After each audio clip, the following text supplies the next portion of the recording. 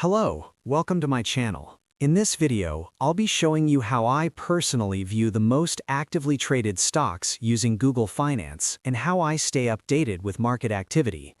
When I open up Google Finance, I usually head over to the Market Trends section and select the most active category to explore stocks with the highest trading volume during the current session. Once I'm on that screen, I can clearly see a list of stocks and funds that are being traded the most.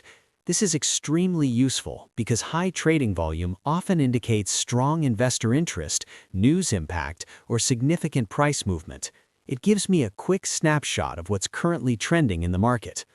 What I like about this feature is how easy it is to scan and understand. The list updates frequently, allowing me to monitor changes throughout the day. It also helps me identify potential opportunities, track liquidity, and observe how certain sectors or companies are performing under active trading conditions. Additionally, I use this section for research and general awareness. Whether I'm analyzing patterns, comparing activity levels, or just staying informed, it's a simple yet powerful tool that doesn't require advanced knowledge to use effectively. So yeah, that's how I view the most actively traded stocks on Google Finance. It's very simple, very straightforward, and incredibly helpful for keeping up with the market.